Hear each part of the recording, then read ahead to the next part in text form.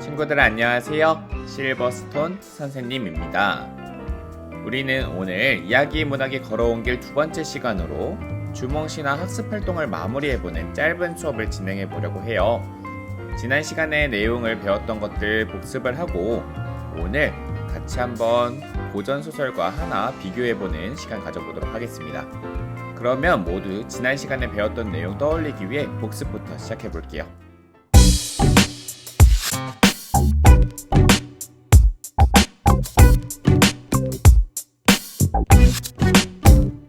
자, 교과서 페이지는 248쪽을 보시면 됩니다.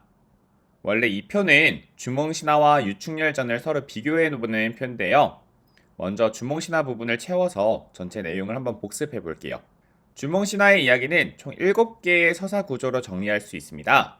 먼저 고귀한 혈통을 지녔다라는 것은 주몽의 엄마 아빠 이야기가 굉장히 길게 나와 있었잖아요.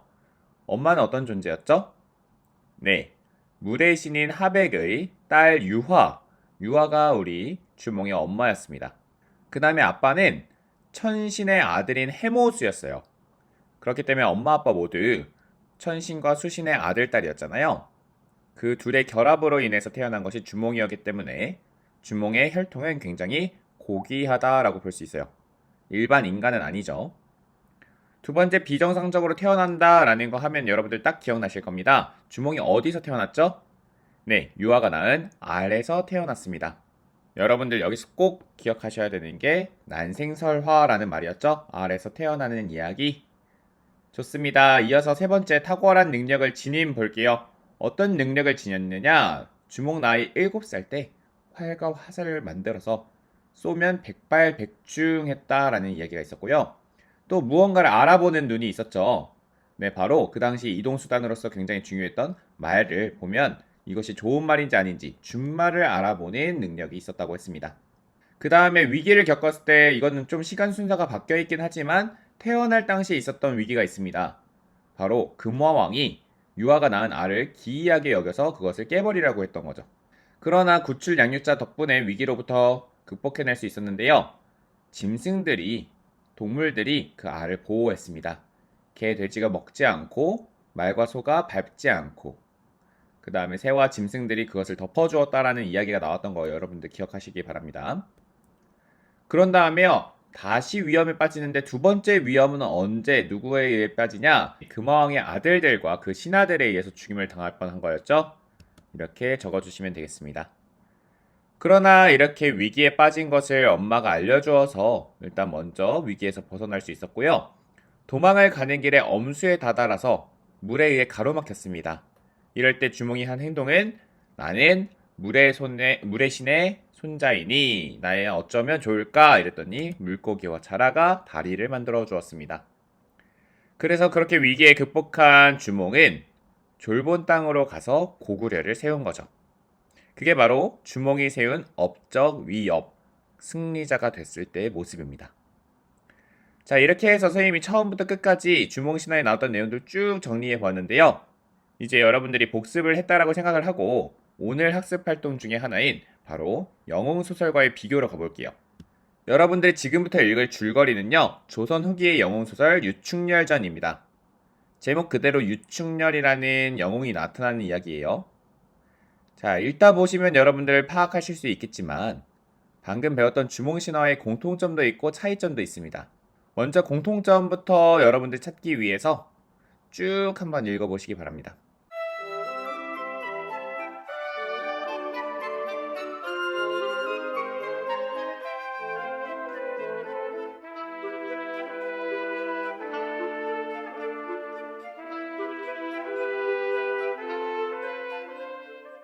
자, 다 읽어봤나요?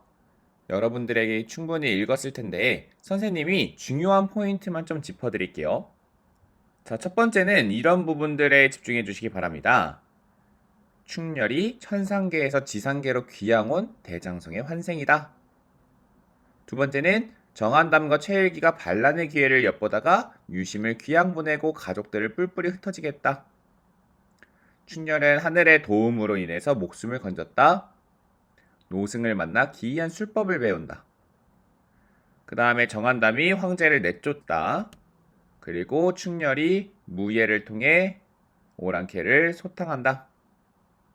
그 다음에 전쟁이 끝나고 나라가 평화를 얻고 끝내 부귀영화를 누리며 끝나는 부분. 이 지점들에 여러분들이 집중해서 읽었다면 서사구조 찾는 데 큰 어려움은 없을 거예요. 유충열자와 주몽신화의 첫 번째 공통점은 바로 이런 서사구조가 유사하게 흘러간다입니다. 주몽신화와 마찬가지로 유충열전도 고귀한 혈통을 지녔다라고 나오죠. 물론 유충열은 주몽처럼 신의 자식으로 태어나진 않았어요.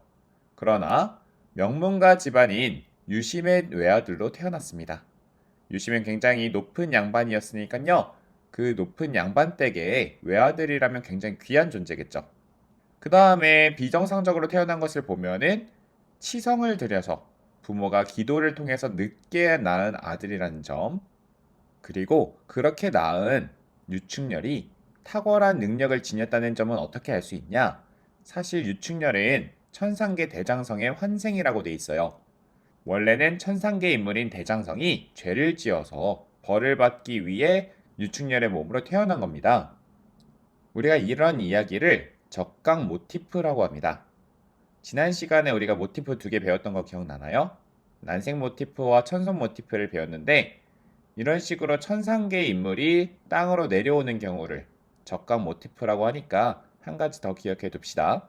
이런 유충렬이 위기를 겪게 되는데요. 첫 번째 위기는 간신들의 박해로 인해서 가족들이 뿔뿔이 터지는 거였습니다. 그래서 우리 유충렬은 죽을 위기에 처했는데 다행히 아버지의 친구인 강희주를 만나서 그의 딸과 결혼해서 사위가 되고요. 노승을 만나 기이한 술법을 배움으로써 영웅으로서의 자질을 모두 얻게 됩니다. 그 다음 나오는 위험은요, 국가 전체의 위기죠. 정한단 등의 반란으로 인해서 국가가 위기를 맞이합니다. 이때 술법을 배웠던 유충렬이 그 반란을 잠재우고 평정해서 왕의 인정을 받아 부귀영화를 누리게 되는 식으로 끝이 나게 돼요. 보면은 처음부터 끝까지 서사고조가 주몽신화와 일치합니다. 둘 사이에는 1000년의 시간이 더 넘게도 흘렀는데 서사구조가 동일하다는 점을 통해서 우리가 알 수 있는 점은요. 신화의 이야기 구조가 조선 후기 영웅 군담 소설에서 이어지고 있다는 겁니다. 군담 소설이라는 것은 군담, 전쟁 이야기라는 거예요. 그렇기 때문에 오늘날에도 이러한 영웅 서사의 구조의 전통은 계속해서 이어져 오고 있습니다.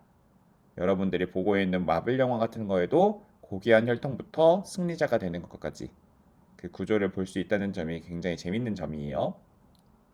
이렇게 우리가 첫 번째 활동을 마무리해 봤고요. 두 번째로는 좀 어려운 글을 한번 읽어보겠습니다. 신화란 어떤 것인가에 대한 글인데요. 조금 내용이 어려워요. 선생님이 중요한 포인트만 짚어줄 테니까 여러분들 조금 어렵지만 쉽게 접근해 봅시다. 신화는 신성성을 생명으로 한다. 신화는 그것이 통용되는 공동체 내에서만 효력을 갖는다는 뜻이다. 중국 사람이 단곤이나 주몽을 신성시할 이유가 없듯이 중국의 신화도 우리에게는 신성하지 않다. 즉, 신화는 신성시하는 인물이 있는데 그 신성시하는 인물은 그 신화를 공유하고 있는 공동체 내에서만 신성시 여겨질 뿐 다른 집단에서 보면, 다른 나라 사람들이 보면 전혀 신성하게 보이지 않는다는 거죠. 그러니까 고대 신화는 다른 민족에 비해 자기 민족이 우월하다는 의식을 나타내는 셈이다.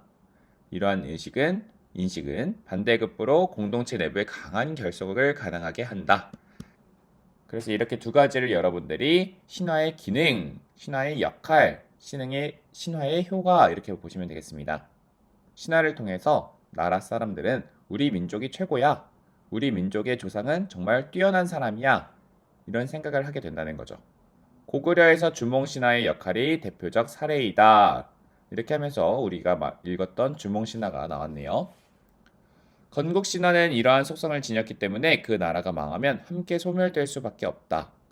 당연한 얘기겠죠. 고구려가 멸망하고 통일신라가 자리를 잡았는데 통일신라 사람들한테 주몽은 더 이상 신성한 인물이 아니니까요. 그러나 한 국가의 소멸은 그 지배층의 몰락일 뿐 일반 백성들은 다른 국가 또는 새로운 국가에 포섭되고 건국신화 역시 민간 정승의 형태로 남게 된다.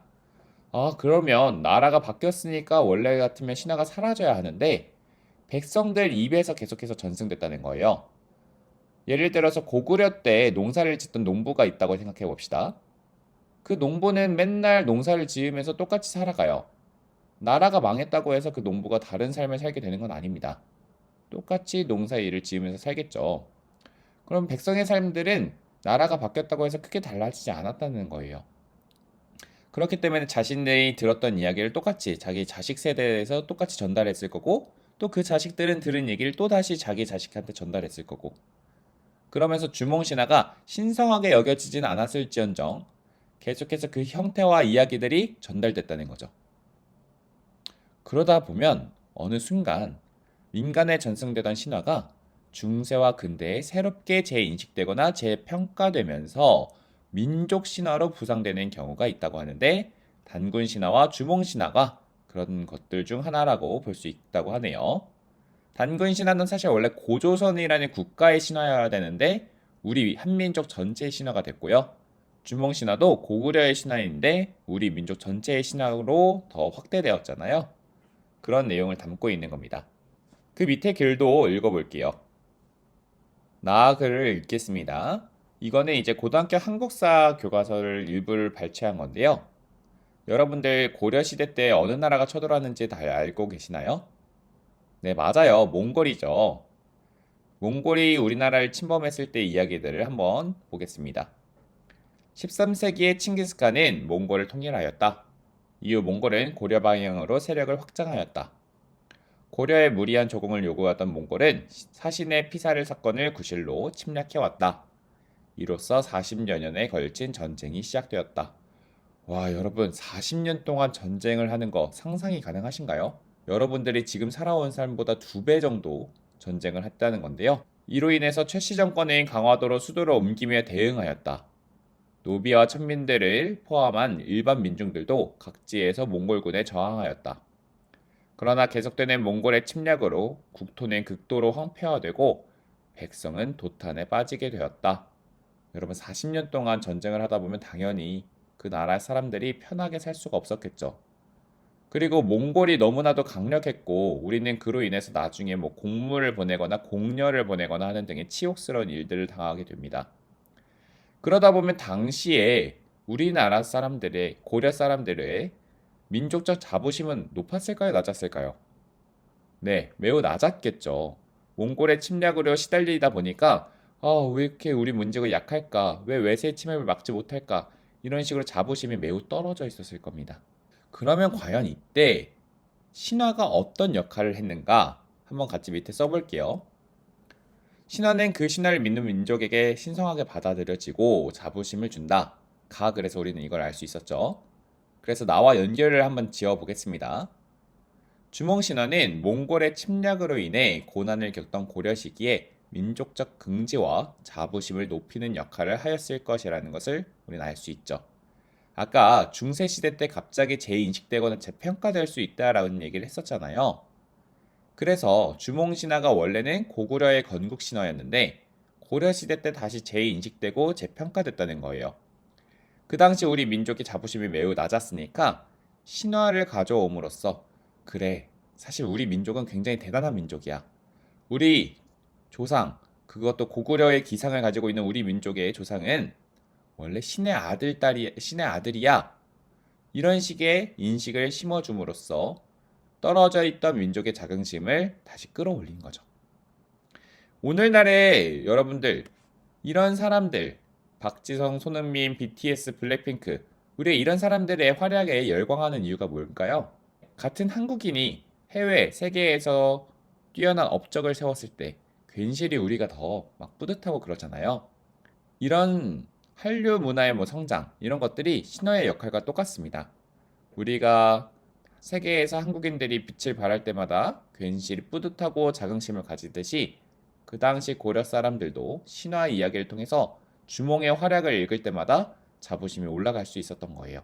자, 여기까지 해서 선생님이 주몽 신화에 대한 설명과 활동들을 모두 마쳤는데요. 이제 다음 시간에는 뒤에 나오는 춘향가를 잠시 멈춰두고 그 다음 소단원이죠. 김수영의 눈을 먼저 보고 가도록 하겠습니다. 오늘 수업 듣느라 정말 수고 많았고요. 짧은 수업이었지만 활동들의 답안들 꼭 써주시기 바랍니다. 그럼 우리는 다음 시간에 눈에서 만나요? 그럼 우리는 다음 시간에 만나요. 안녕.